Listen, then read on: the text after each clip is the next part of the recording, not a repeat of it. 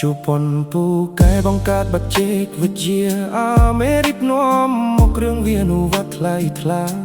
ប្រទេសនីមួយវយមានអ្វីអស្ចារ្យ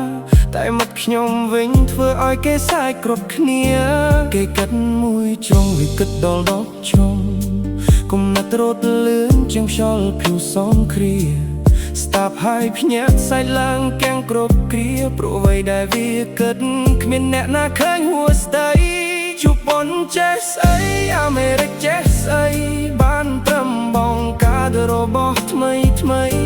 ចំណែកមិត្តខ្ញុំពូកែបង្កើតគំនិតថ្មីប្លែកខ្លាំងរហូតគេស្មានមិនដល់តួមេឃខ្ពស់គំនិតវាហោះលឿនជាងយន្តហោះអ្នកស្ដាប់គ្រប់គ្នាអង្គុយស្ងៀមមួយសន្ទោចុងក្រោយសំណាយស្ទើរថ្មិញជ្រងមិត្តខ្ញុំម្នាក់នេះពិតជាមិនធម្មតា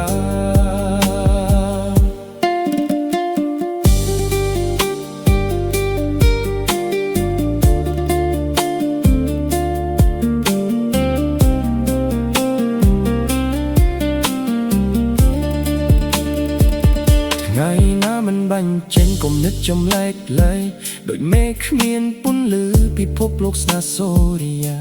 គេសែកតែមិនស្អប់ព្រោះវាមានទឹកចិត្តមេត្តាគំនិតផ្លែថ្លៃអស្ចារ្យធ្វើឲ្យជីវិតមានពណ៌សម្បូរអ្នកខ្លះបង្កើតម៉ាស៊ីនអ្នកខ្លះបង្កើតបច្ចេកវិទ្យា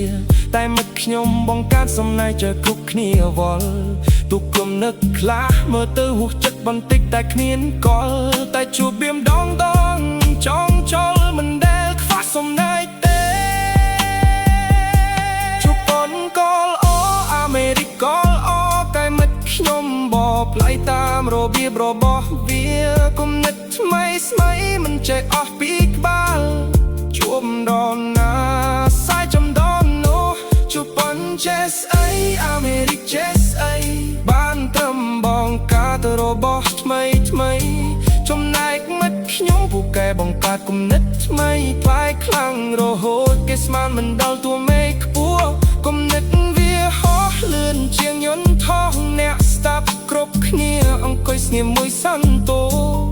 ចុងក្រោយសំណាយស្ទើរថ្មិញជ្រងមិត្តខ្ញុំអ្នកនេះពិតជាមិនធម្មតាជប៉ុនចេះស្អីអាមេរិកចេះស្អីបានត្រឹមបងកើតរបស់ថ្មីចំណែកមិត្តខ្ញុំពូកែបង្កើតគំនិតថ្មីប្លែកខ្លាំងរហូតគេស្មានមិនដល់